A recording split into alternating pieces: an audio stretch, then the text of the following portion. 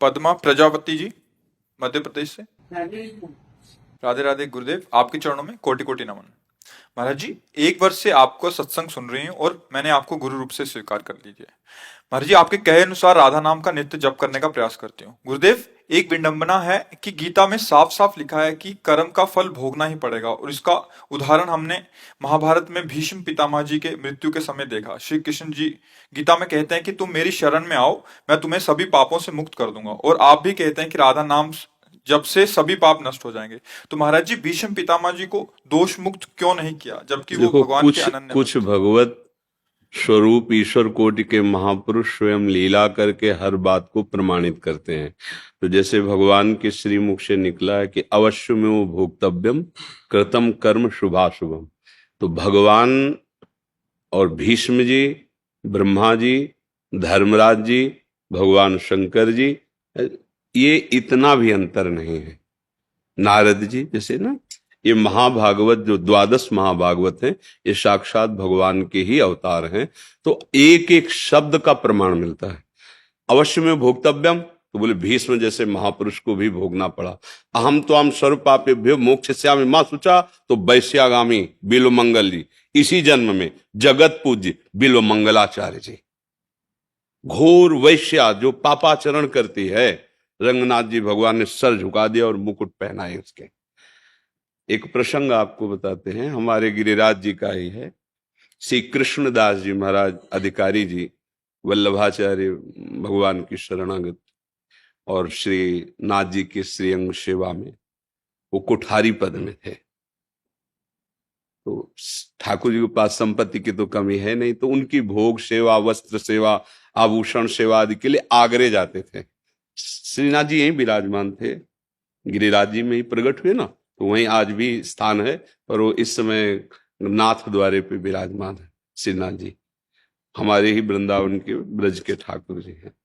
तो आगरे गए कृष्णदास जी, तो देखा एक नवीन अवस्था की वैश्या नृत्य कर रही है, और लोग ऐसे रुपए जैसे, तो वो उसके पास जाती, हाव भाव प्रकट करती। और वो संत थे कृष्णदास जी, वो ऐसे देखे, जब भीड़ इकट्ठा होती तो लगता क्या हो गया, तो वहां गए तो देखा वैश्या नृत्य करे, नवीन अवस्था की वैश्या। बहुत एकाग्रता से देखा, इतनी हाव भाव, इतनी मधुर वाणी, इतना सुंदर नृत्य, ये तो हमारे लालजू को रिझा सकती है। तो उस समय 100 मुद्रा निकाली ऐसे, बाबा जी 100, वो तो अधिकारी है सिन्हा, देखते ही वो तो नजदीक आ गए, दिया, क्योंकि भेष वाला। तो उनका हमारे अगर जहां हम टिके हुए हैं वहां तुम आओ, तो जितनी मुद्रा कहोगे हम देंगे, हम आपसे बात करना चाहते हैं।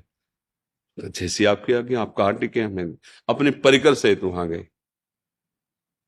उनका कि आप इस राग में गाइए, आप इस राग में गाइए। वो बड़ी प्रवीण थी, गाया।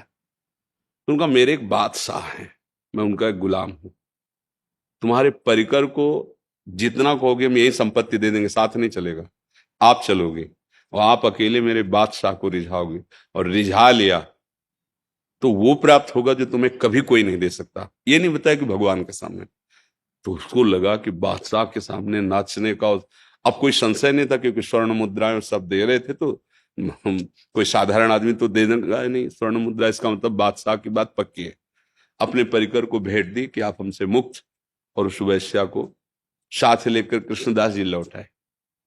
अपनी कुटिया के बगल में पर्ण कुटी बनवाई। अब लोग निंदा करने लगे कि देखो, इतने बड़े संत होकर ऐसा वैश्या को लाए हैं। राधा कुंड, श्याम कुंड, अप्सरा कुंड, सब कुंडों में स्नान करवाया, और पद, ये पद गाना है, और जितना तुम चातुर्यता पूर्वक हमारे बादशाह को लुभायमान कर पाओ, जैसे तुम लोगों को लुभायमान कर रहे थे, विनय हम करेंगे, रीझ हो जाएंगे, और भेंट तत्काल मिलेगी, बस आप चलो। ले गए श्रीनाथ जी के सामने खड़ा किया, कहा ये मेरे बादशाह है, आप इनको। तो जो पद बताया था, पूरा पद वैसी भावभंगियां बताई थी। अब परम पावन गिरिराज जी के दिव्य कुंडों का स्नान और महापुरुष का संकल्प, और ठाकुर जी से कहा हम आगरे से जो चीज लाते हैं वो आप स्वीकार करते हैं, चाहे भोग की हो, चाहे आभूषण की हो, चाहे वस्त्र की हो। तो आज ये एक भेंट लाए हैं, आपको स्वीकार करना है। पद गा के जीव ही जैसे बादशाह को किया, ऐसी मुद्रा में हुई तो ये देखा आगे, कोटि कोटि मनमथारी ललित त्रिभंगी मुरली मनोहर ठाकुर। तत्काल प्राण निकल गए, तत्काल प्राण निकल गए, निष्प्राण होकर गिर गए। बोले ठाकुर ने भेंट स्वीकार कर ली। अब बोलिए, जो वैश्या है, अभी कोई साधना नहीं हुई, भगवान के शरणागत भक्त की बात मान ली, और वो भगवान के सामने भक्त का संकल्प और भगवान की कृपा क्षण में परम पद को प्राप्त हो गई। ये जो ईश्वर, जैसे सनकादि, ये ब्रह्मबोध संपन्न महापुरुष है, इसमें इनमें कहीं काम क्रोध का लेस भी नहीं है। हर समय दिगंबर रहते हैं, कोई वस्त्र नहीं, 5 वर्ष की अवस्था, प्रतिपल निकलता रहता हरिशरणम हरिशरणम। लेकिन जय विजय रोक देते हैं।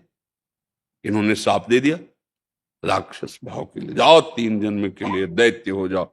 ये भगवान की लीला होती, वो अपने आप से अपने आप में खेल रहे। सनकादि, जय विजय और भगवान इतना भी अंतर नहीं है। हरि स्वरूप होकर जय विजय विराजमान है, हरि स्वरूप होकर सनकादि। अब वो लीला उनको करनी नहीं, सनकादि में क्रोधादि नहीं। एक जन्म की क्या बात, कुछ क्षण तन्मयता पूर्वक भजन कर ले तो भगवान उसको निश्चित निष्पाप कर देते। पर जैसे कुछ उदाहरण मिलते, जैसे देवर्षि नारद जी काम विजयी होकर अहम आ गया, शंकर जी की बात नहीं मानी, भगवान से जाके अपने अहम की बात कही, तत्काल मोहित हो जाते हैं और ब्याह के लिए तैयार हो जाते हैं। ये भगवान के 24 अवतारों में नारद जी हैं। क्या उनमें काम है क्या? नहीं। वो हमें ये करके बताते हैं कि ऐसी स्थिति में भी यदि आपको अभिमान आ गया तो आप गिर सकते हैं। ये नहीं है कि ये काम में गिर गए तो कौन बचेगा। पढ़ो, ठाकुर हरिदास जी नौजवान हैं, एकांत कुटिया है, हरे कृष्ण भगवान नाम जप कर रहे हैं। वो वैश्या 9 युवती आई और उस धनी ने कहा था अगर गिरा दो तो जितना कहोगे पैसा देंगे। 3 दिन आई और स्वयं नाम जप करने लगी, कुछ फर्क नहीं पड़ा हरिदास जी पर। तो हमें यह देखना है कि कहां कौन सा उपदेश लागू होता है, किस उपदेश का किस रूप में भगवान उदाहरण दे रहे हैं। क्योंकि शास्त्र पूरा जैसे मेडिकल स्टोर है ना, तो आप उसमें फंस जाओगे, बीमारी बढ़ा लोगे। डॉक्टर जो दवा लिखे वही मेडिकल स्टोर से लीजिए। तो शास्त्र एक मेडिकल स्टोर है। आप गुरुजनों के वाक्यों से जो बात निकले उसे जीवन में उतारो, निश्चिंत हो जाओगे। उसमें संशय, डॉक्टर की दवा में संशय थोड़ी होता है। संशय होता है वो तो इतना पूछ लिया जाता है तो हमारा रोग ठीक हो जाएगा। बिल्कुल विश्वास करो। आप पैसा दिए, टेबलेट लिए चले गए। यहां तो पैसा नहीं, यहां श्रद्धा है। याभ्याम विना न पश्यंत सिद्धा स्वांता स्तमीश्वरम भवानी शंकरो वंदे श्रद्धा विश्वास रूपिणो। श्रद्धा और विश्वास के साथ आप नाम जप कीजिए, निश्चिंत हो जाइए। आप भीष्म नहीं है। ये पक्की मटकी को फोड़ के कुछ नहीं बनाया जा सकता, लेकिन कच्ची मटकी को जो चाहो आकार दे सकते हो, जब चाहो चाहे। हम लोग कच्ची मटकी है, हम लोग भीष्म नहीं है, ब्रह्मा नहीं है, सनकादि नहीं है, साधारण जीव है। कच्ची मटकी जैसा चाहो बना लो, लेकिन वो पक्की मटकी है, वो नहीं। तभी उनके लिए कह दिया न देव न ब्रह्मादेर न खलु हरि भक्तेर। क्यों? वो पक्की मटकी है, वो ब्रह्मबोध संपन्न है। हम लोग विषयी जीव कच्चे। चाहो तो अभी उठाकर अपने प्रेम में लगा दो, और चाहो धक्का मारो तो नारकी गतियों में पड़े, नाथ मैं तो कुछ नहीं हूं यहां से।